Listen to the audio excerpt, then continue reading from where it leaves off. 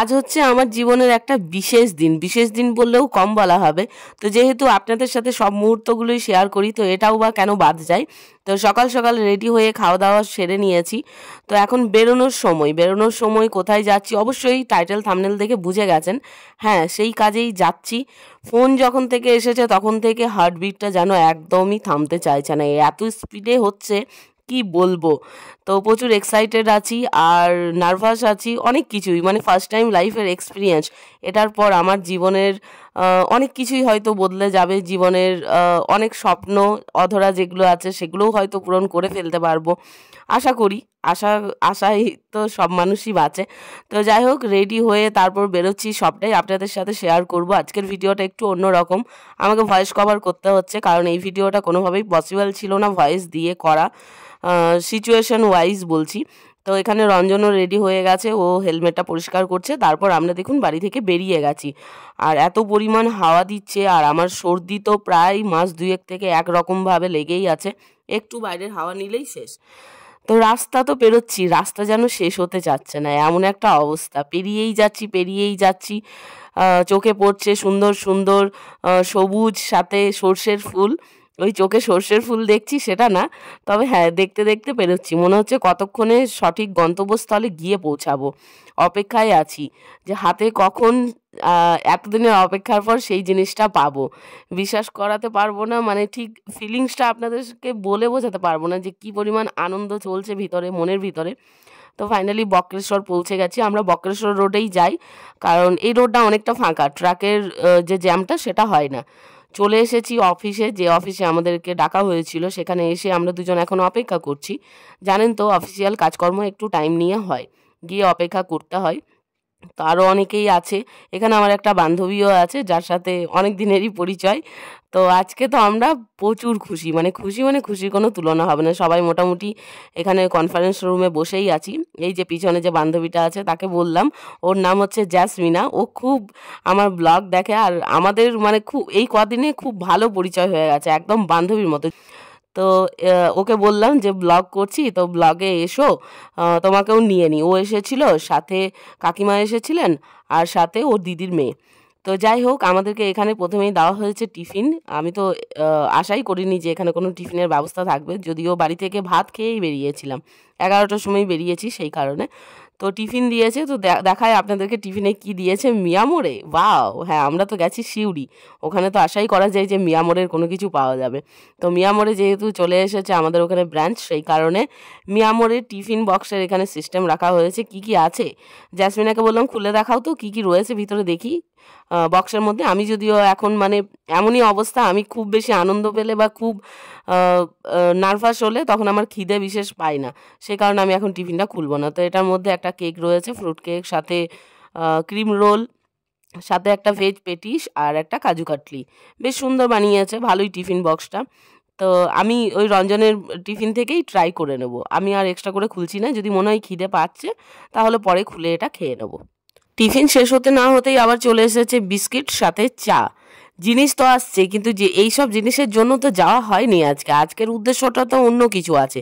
আসল কাজটাই এখনও কিন্তু বাকি আছে, মানে সেই মুহূর্তটা একদম মানে গোল্ডেন মুভমেন্ট যেটাকে বলা হয়, সেই মুহূর্ত। তো সেই মুহূর্তটার জন্য মানে আর আমার মানে কোনো কিছু যাচ্ছে না পেটের মধ্যে, কথা বেরোচ্ছে না, ভালো লাগছে না, প্রচুর টেনশন, এত নিতে পারছি না, নার্ভাস এত, মানে হাত পা পুরো ঠান্ডা হয়ে যাচ্ছে।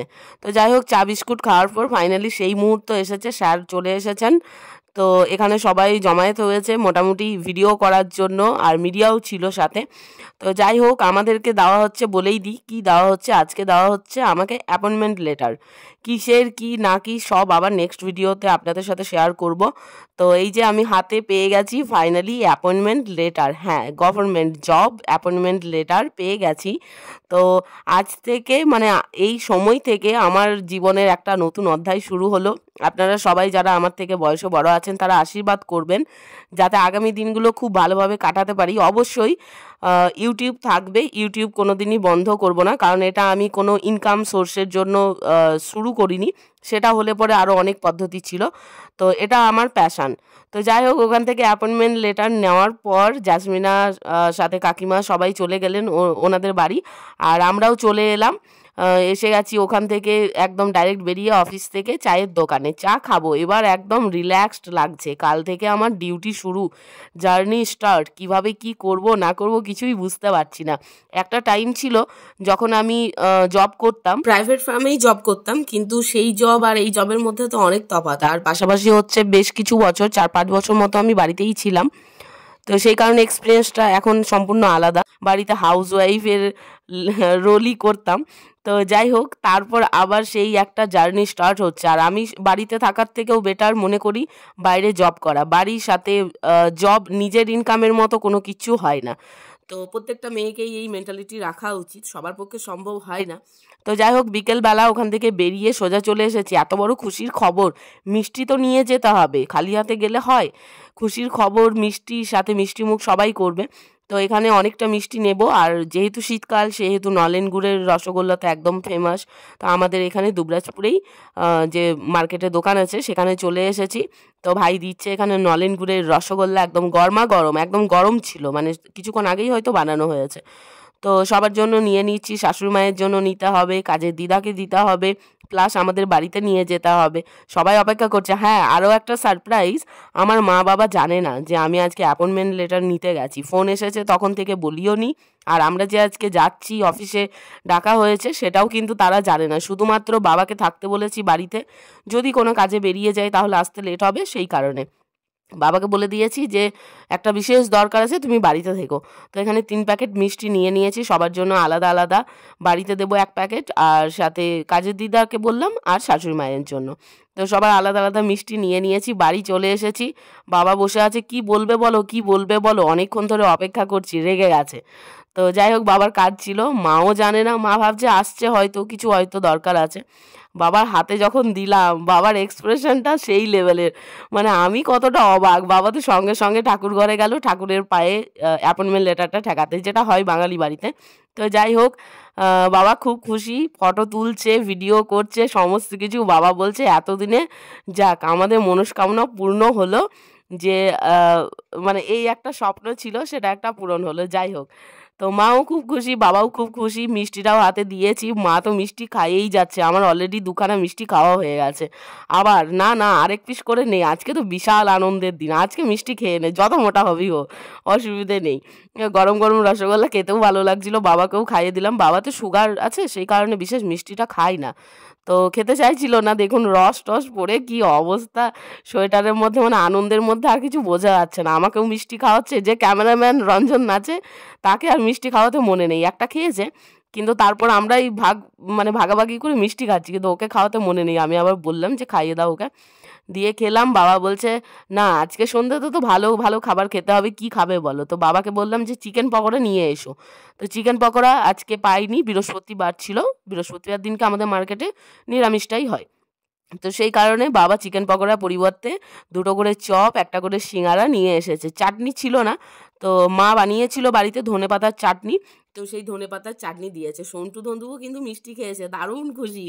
আর সন্টু না বিশেষ এখন এখন একটু চাঙ্গা লাগছে ওকে, কেন জানি না, বেশ কিছুদিন ধরে বেশ মনমরা হয়ে পড়েছিল। আর আমরা তো ভেবেছিলাম যে ওকে ডাক্তারের কাছে নিয়ে যেতে হবে, এখন দেখছি বেশ ফুর্তি হয়েছে। তো যাই হোক, মা দিয়েছে এখানে ধনেপাতার চাটনি, আর সাথে গরম গরম চপ। অনেক দিন বাদ আমি বাজারে চপ খাচ্ছি, কারণ এগুলো খাওয়া প্রায় ছেড়েই দিয়েছি।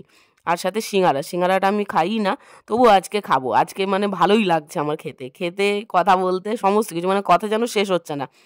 তারপর খাওয়া দাওয়া করে এখানে অনেক গল্প করেছি, কি হলো না হলো সারাদিনের এক্সপিরিয়েন্স। মা বলছে যে বললি না আগে থেকে? বাবাও বলছে, আমি বললাম আগে থেকে বললে সারপ্রাইজ কীভাবে দিতাম, এত বড় একটা খবর। তো যাই হোক, মা আবার কফি বানিয়েছে।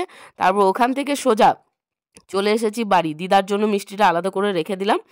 আর শাশুড়ি মা ডিউটি থেকে এসে তারপর উনি এখানে স্নান টান সেরে বাড়িতে বসেই ছিলেন, তো ডাকলাম, ডেকে তারপর হাতে মিষ্টিটা দিলাম। আর উনি যেহেতু স্নান করেছেন, আমি বাইরে থেকে এসেছি, সে কারণে একটু ছোঁয়াছুঁয়ির ব্যাপারটা আছে, উনি অতটা ছোবেন না। হ্যাঁ, তো সেই কারণে মিষ্টিটা নিয়ে উনি রেখে দিলেন। তারপর হাতে অ্যাপয়েন্টমেন্ট লেটারটা দিলাম, বললাম খুলে দেখো। তো আমার নাম লেখা আছে, অ্যাপয়েন্টমেন্ট লেটার বলে কথা। তো দেখালাম, উনি আবার দেখলেন, তারপর উনিও খুব খুশি। উনি সারাদিন ধরে অপেক্ষায় ছিলেন যে কখন আসবে, এত বড় একটা জিনিস দেখবো, একটা খুশির মুহূর্ত, তাই না? সবার সাথে ভাগ করে নিলে এটা আনন্দটা আরও বেড়ে যায়। আর যতই হোক আমরা তো ফ্যামিলি, তাই না? তো তাদের আনন্দ, আমার ভালো কিছু হলে তাদের তো আনন্দ সবথেকে বেশিই হবে। আমার আমার যতটা হবে তার থেকেও তাদের বেশি হবে। তো যাই হোক, অ্যাপয়েন্টমেন্ট লেটারটা দেখে নিল, দুটো গল্প হলো, কি হলো সারাদিন, কি করলাম না করলাম সমস্ত কিছু। তারপর প্রণাম করলাম।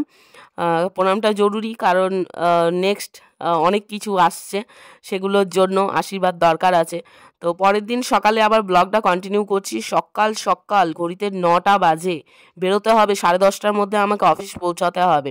তো অ্যাপয়েন্টমেন্ট লেটার নিয়ে, আর হ্যাঁ, আজকে যেহেতু প্রথম দিন, রঞ্জন তো প্রত্যেক দিন ছুটি পাবে না স্কুলে, সেই কারণে বাবা নিয়ে যাচ্ছে। বাবা বলল আজকে তোমাকে দিয়ে আসবো। ঠিক যেমন আগে যখন আমি স্কুলে পড়তাম, পরীক্ষা দিতে যেতাম স্কুল কলেজে, তখন বাবা দিয়ে আসতো।